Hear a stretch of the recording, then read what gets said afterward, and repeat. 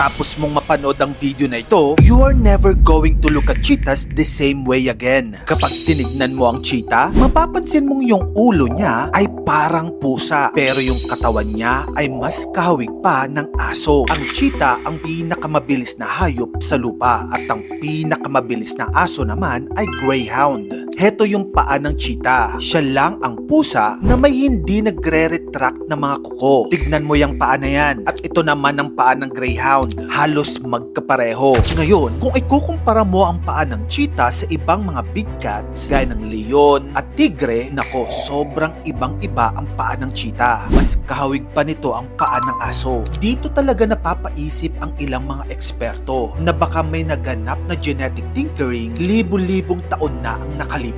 Mga nasa 6,000 years para malikha ang kakaibang hayop na ito. Ang isa pang interesting na kailangan mong malaman, ang cheetah ay isa sa pinakamadaling i-domesticate na big cats. Ibig sabihin, sila ang pinakamadaling mapaamo na pusa sa wild. Ang mga taong may alagang cheetah ay mas mababa ang tsansang masaktan kumpara sa may mga alagang leon o tigre o ibang mabangis na pusa. Matagal na rin ginagawang alaga ang mga cheetah hindi lang ng mga mayayaman kundi ng mga ordinaryong tao sa Europa. Ito pa ang isang nakakabaliw na detalye. Halos lahat ng cheetah ay parang genetic clones. Hindi sila tulad ng ibang species na may iba't ibang breeds at variations. Like for example, yung leon, may West African lion, may kulay puting Transvaal lion, pero yung cheetah, walang breeds or variations yan. Ang cheetah ay cheetah lang. Pero may mas wild pa dito. Ang cheetah ay madaling tamaan ng mga sakit na pangpusa lang, pero pati mga sakit na pang-aso, tinatamaan din sila. At sila lang din ang pusa na hindi kayang mag-roar o umungol o umatungal. Kaya nilang tumahol at sumitsit pero hindi sila nakaka-roar. Weird, no? Parang aso.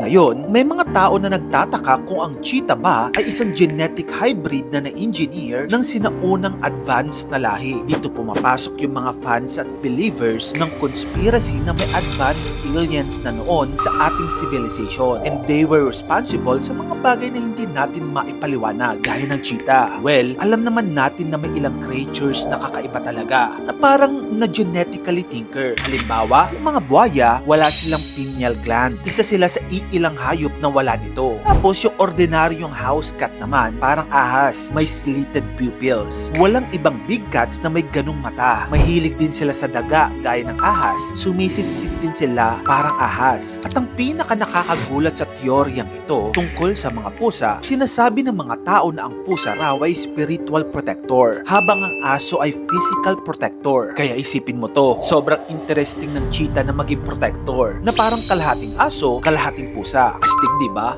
Ikaw, naniniwala ka ba dito? At anong opinion mo? Share mo naman yan sa comment section. Kung gusto mo pa ng mga ito pang klaseng contents, dito lang yun sa channel ko kaya follow ka na. Mag-subscribe ka na rin sa aking YouTube channel. Yun lang, maraming salamat sa panonood.